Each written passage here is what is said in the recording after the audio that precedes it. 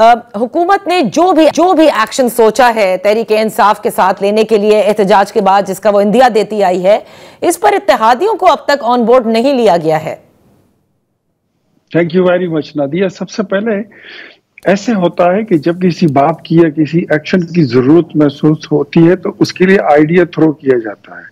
हुकूमत में जब हमने ये महसूस किया कि ये पार्टी जो है, जो सियासत का लिबादा ओढ़कर या खुद को सियासी जमहूरी जमात कहती है, लेकिन ये लोग बिहेव नहीं कर सकते हैं एक पॉलिटिकल पार्टी की तरह, जमहूरी कुव्वत की तरह, बल्कि हमेशा ये इंतशार की कोशिश में रहते हैं, ये हमेशा फसाद बर्पा करने की कोशिश में रहते हैं।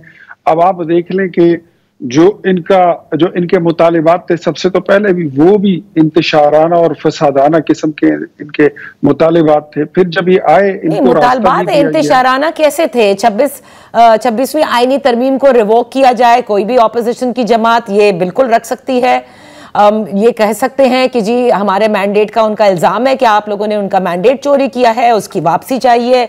ये तमाम तर तशद्दुदाना मुतालबात कैसे हो गए? What do you think? आप समझ सकते हैं कि इलेक्शन को रिवर्स किया जा सकता है एक जमात के कहने पर? हो सकता है इस तरह? अगर हो सकता है तो सबसे पहले तो फिर ये 2018 के इलेक्शन को रिवर्स करके देना, जो आरटीएस बिठाकर इनको हुकूमत दे दी गई थी और गधों को हुकूमत देकर घोड़ों को मैदान से बाहर कर दिया गया था। तो इस तरह तो ये तो था ही मुतालिबा ऐसे। अच्छा, आप कानून को भी भूल जाए, अदालत को भी भूल जाए, दलील और वकील और सबूत को भी भूल जाए और इनका कैदी उठा के इनके हवाले कर दे, तो ये कोई पॉसिबल वाली बात ही थी? मतलब जिसपे वो वर्केबल चीजें थी नहीं, डिमांड्स। अच्छा ठीक है, व्हाटएवर जो भी था। फिर जब ये आए, मैंने उससे पहले प्रेस कॉन्फ्रेंस की कि इनकी जमात या इनकी रैली में, इनके साथ एहतजाज में कलअदम तंजीमें शामिल हैं, जो असलहे से भी लेस हैं, जो उनके पास हर वो मवाद मौजूद है जो लोग जाते हैं जंग के लिए। अच्छा। तो क्या ये आप अपनी रियासत के खिलाफ अल जिहाद का नारा जो लगा था तो क्या था? मुझे बताइए ना, क्या इस्लामाबाद में कोई कुफर की हुकूमत थी? यहाँ पर यहूदियों की हुकूमत थी?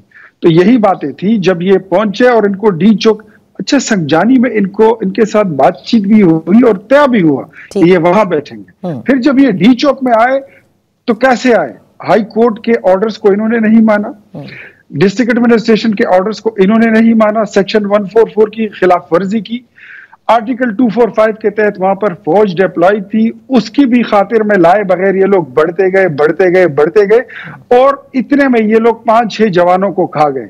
पहले एक पुलिस वाला खा गए, फिर 4 जवान ये सिक्योरिटी फोर्सेस के खा गए, कल एक उसमें और भी वफात हो गया। 6 लोगों का खून ये पी गए, लेकिन इनको आराम नहीं था। अच्छा। अब इनको डिस्पर्स भी करना था, बेलारूस के प्रेसिडेंट भी मौजूद थे। तो ऐसे हालात में जब इनके पीछे सैकड़ों लाशें पड़ी है, 125 लोगों की लाशें पड़ी हो कुर्रम पाल चिनार में, वहां पर नस्ली और सेक्टेरियन फसादात जो हैं वो शुरू हैं और ये लोग उन लाशों को रोंदते हुए आगे बढ़ रहे हैं इस्लामाबाद की तरफ, अपनी गंदी सियासत और गलीज एजेंडे को तकमील पहुंचाने के लिए। तो इन चीजों को देखते हुए अब उसमें पता चल रहा है कि मुराद सईद जैसे लोग वो इसमें 1500-2000 के लोगों का जत्था लेकर वो इसमें शामिल थे। अच्छा। जो चाहते थे कि फसाद हो, इंतशार हो और मुल्क में खूनरेजी जो है फैलाई जाए। तो इख्तियार वली साहब, यहीं पर मैं खता कलामी के लिए माफी चाहूंगी, 2 ऐसे आपने अपने जवाब में जो कहा है कि कलअदम तंजीम के लोग शामिल थे इसमें, इस एहतजाज में, और दूसरा मुराद सईद साहब जो मतलूब हैं आप लोगों के लिए, वो भी आप कहते हैं कि 1500 लोगों को लेकर आए। तो सवाल तो फिर आपकी हुकूमत से बनेगा, आपका फेलियर है नंबर 1 कि आप मुराद सईद साहब को गिरफ्तार नहीं कर सके, और दूसरा ये कि जो कलअदम तंजीम से लोग आए थे, क्या हुकूमत ने उनको गिरफ्तार किया है या नहीं किया?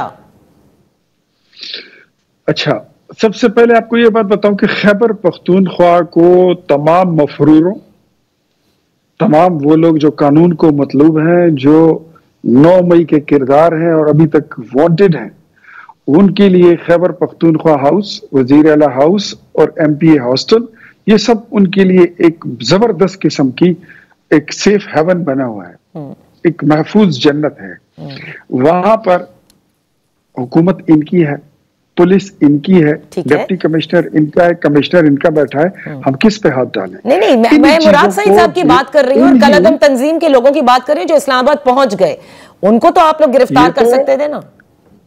ये तो बाद में पता चला कि उसमें इस तरह के लोग शामिल थे। इसके अलावा और भी बड़े कैरेक्टर हैं कि सबका नाम लेना भी जरूरी नहीं है। तो इन सारी चीजों को देखते हुए ये जरूरत महसूस की जा रही है कि ये जो जमात है ये सियासत का लिबादा ओढ़कर और जमहूरी पार्टी का लिबादा ओढ़कर ये सियासत नहीं कर रहे हैं, बल्कि ये हमेशा पाकिस्तान की तरक्की पर, पाकिस्तान की खुशहाली पर, पाकिस्तान के अमन पर, पाकिस्तान की जमहूर पर और पाकिस्तान की तरक्की पर ये हमलावर होते हैं। तो क्यों ना इस ऑप्शन पे गौर किया जाए, तमाम इत्तेहादियों को ऑन बोर्ड लेकर कि इन पे पाबंदी लगाई जाए, इन पे बैन लगाया जाए।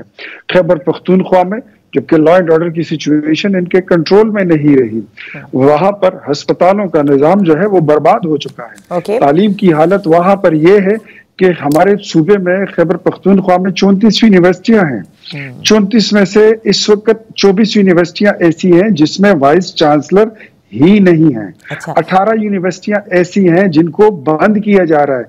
तो जिस सूबे में एक हुक्मरान जमात न यूनिवर्सिटी स्कूलों की तरफ देख रही है, न वो अस्पताल की तरफ देख रही है, पुलिस का निजाम ये हो कि वजीर आला असर की नमाज के बाद अपने घर से नहीं निकल सकता, तो फिर ऐसे हालत में वहां पर क्यों ना इमरजेंसी नाफिज की जाए, क्यों ना वहां पर गवर्नर रूल पे सोचा जाए, क्यों ना ऐसी जमात को कलअदम डिक्लेयर करके और तमाम स्टेक होल्डर्स को ऑन बोर्ड रखकर क्यों ना ये एक्शन लिया जाए। तो वरना मैं ये साहब एक मिनट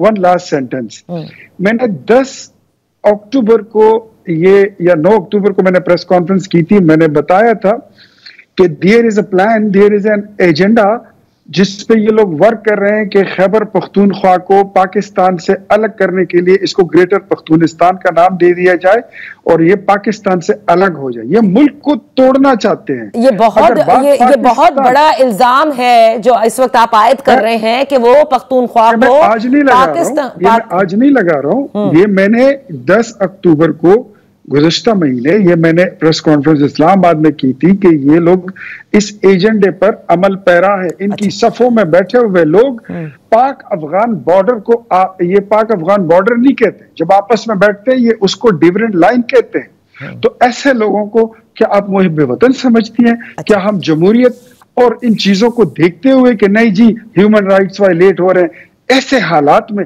आपका मुल्क टूटने दे, हमारा मुल्क हम टूटने दे? नेवर, कभी भी नहीं। इख्तियार वली साहब, लेकिन खैबर पख्तूनख्वा में आप जिस इमरजेंसी का या गवर्नर राज का जिक्र कर रहे हैं उसकी मुखालफत आपके इत्तेहादी जिनका गवर्नर वहां है पाकिस्तान पीपल्स पार्टी, वो इसके हक में नहीं, मौलाना फजलुर रहमान इसके हक में नहीं, एमएल वली खान इसके हक में नहीं। हुकूमत क्या हासिल करेगी जब जिन स्टेक होल्डर्स का आप जिक्र कर रहे हैं जाहिर है कि उनका भी पाकिस्तान में अमल दखल है, उनके वोटर्स हैं, वो पख्तूनख्वा से ताल्लुक रखते हैं, तो कैसे लगाएंगे आप गवर्नर राज? ये तो एक ब्लंडर ना साबित हो जाए। बीइंग अ डेमोक्रेट मैं खुद, हालांकि जो ये है गवर्नर रूल, ये कोई अनकॉन्स्टिट्यूशनल एक्शन नहीं है, आइन में इसकी गुंजाइश मौजूद है, लेकिन बीइंग अ डेमोक्रेट मैं खुद लाइक नहीं करता। लेकिन जिस मर्ज अगर बदन के किसी वजूद के किसी हिस्से पे लग जाए और वो कैंसर हो तो फिर उसको काट देना ही बेहतर है। और मेरे ख्याल में इस वक्त पीटीआई जो है वो कैंसर बनती जा रही है, बल्कि बन चुकी है। जहां तक आप इत्तेहादियों की बात कर रही हैं, तो अभी तो ये आइडिया थ्रो हुआ है, अभी ये अंडर डिस्कशन है, अभी ये अंडर कंसिडरेशन है। हमारे जो इत्तेहादी हैं उनको जब हम बिठाएंगे, जब हम फैक्ट्स एंड फिगर्स उनके सामने रखेंगे, जिस तरह आपने देखा कि ये इनको हमेशा, आपने एआई की तस्वीरें तो सोशल मीडिया पर देखी होगी कि सारा शाहराए दस्तूर और ये श्रीनगर हाईवे जो है इसको खून में लथपथ दिखाया जा रहा है, सैकड़ों लाशों की बातें की जा रही हैं। तो ऐसे लोगों को जो फेक न्यूज फैलाकर अपनी फौज के खिलाफ, अपनी रियासत के खिलाफ, अपनी हुकूमत के खिलाफ, अपने मुल्क के खिलाफ आईन और कानून का मजाक उड़ाते हुए मुल्क में इंतशार फैलाना चाहते हैं, तो डेफिनेटली मैं समझता हूं कि हमारे जो इत्तेहादी हैं वो बाशऊर लोग हैं और वो समझते हैं कि मेरा आखिरी सवाल आपसे ये है कि अगर इत्तेहादी इस पर मुत्तफिक नहीं होते, ना ही पाबंदी आयद करने पर और ना ही गवर्नर राज लगाने पर, फिर हुकूमत क्या करेगी? वो फिर हम दूसरा तीसरा फैसला ले लेंगे। हमारे पास हुई है मल्टी ऑप्शनल एजेंडा, हमारे पास है। फिर अगर ये भी ना हो तो फिर कोई और हल भी है और हल निकाल लेंगे। यानी हर हाल में तहरीके इंसाफ को आपने अंडर कंट्रोल रखना है। अच्छा, आप इसको ये कह रही हैं इस तरह कि मेरी और आपकी बात यूं है, आप कह रही है कि तहरीक इंसाफ को अंडर कंट्रोल देखना है, मैं कह रहा कुछ और चाहता हूं। मैं कहता हूं कि हमने पाकिस्तान को टूटने नहीं देना, हमने पाकिस्तान को इंतशारियों के रहमो करम पर नहीं छोड़ना। आप सिर्फ ये कह रही है कि गिलास आधा भरा हुआ है, मैं कहता हूं कि नहीं, गिलास आधा खाली है। बात सारी इतनी है। मैं इस पे बिल्कुल क्लियर हूं कि पाकिस्तान और तहरीक इंसाफ इसमें से किसी एक का इंतखाब होगा और अब वक्त आ गया है। मेरा इंतखाब, मेरा मुल्क, मेरा वतन वो पाकिस्तान है।